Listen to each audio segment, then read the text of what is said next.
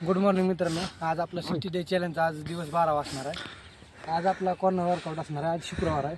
जसं पाठीमागच्या आठवड्यात आपण मारलो होतो कॉर्नरचा वर्कआउट, तसा आज आपला कॉर्नरचा वर्कआउट होणार आहे। त्यासाठी आपण थोडी स्ट्रेचिंग करून घेणार आहोत पहिलं, आणि नंतर आपण कॉर्नर मारणार आहोत। 10 रिपिटेशन मारणार आहोत, कॉर्नरचे 5 आणि स्ट्रेटचे 5। कॉर्नर स्लो, त्याच्यानंतर स्ट्रेट फास्ट घेणार आपण, आणि त्याच्यानंतर स्ट्रेट फास्ट घेऊन कॉर्नर स्लो घेणार। तर मित्रांनो, आपला वर्कआउट आज झालेला आहे कंप्लीट। आपले कॉर्नरचे स्प्रिंट आणि आपण कॉर्नरचे स्प्रिंटा घेतल्या होत्या, कॉर्नरच्या 5 आणि स्ट्रेटच्या 5 असे म्हणून 10 स्प्रिंटा घेतल्या होत्या। तर ते आपल्या मारून झालेले आहेत, एकदम प्रॉपरमध्ये आपल्या मारून झालेले आहेत। त्याच्यामुळे आपण आता त्याच्यानंतर स्ट्रेचिंग घेतली प्रॉपर। ह्याने आपला, तुम्हाला पाठीमागच्या आठवड्यामध्ये सांगितलं होतं मी, ह्याने आपला स्टॅमिना बिल्टअप होतो।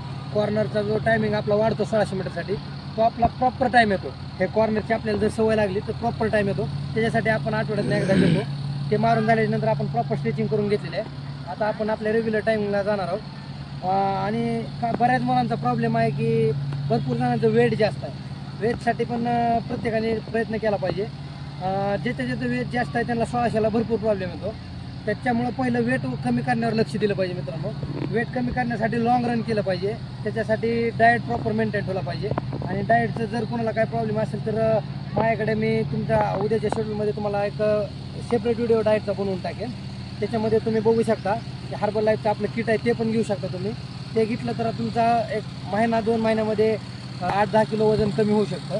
त्याच्यामुळे तुम्ही ते किट पण फॉलो करू शकता। नाही तर तुमचा वर्कआउट असेल तर ते पण चांगलंच आहे, पण 1600 मारण्यासाठी वेट प्रॉपर लागतं। जास्त वेटवरती 1600 मारणं अवघड आहे मित्रांनो। त्याच्यामुळे पहिलं वेट कमी करण्यावर फोकस केलं पाहिजे।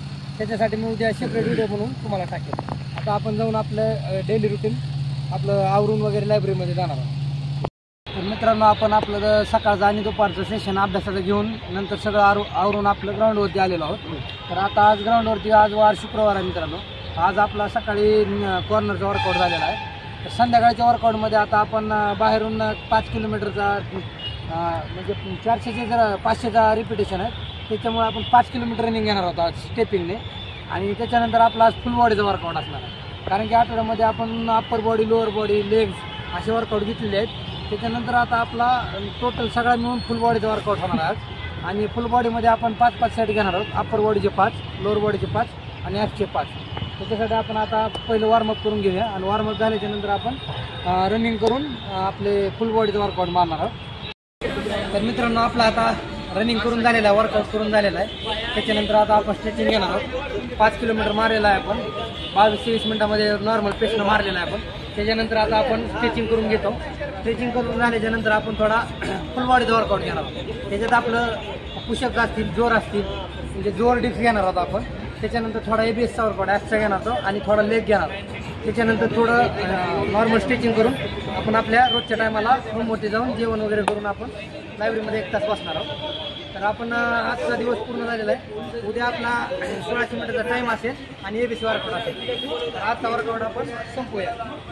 थँक्यू। जय महाराष्ट्र।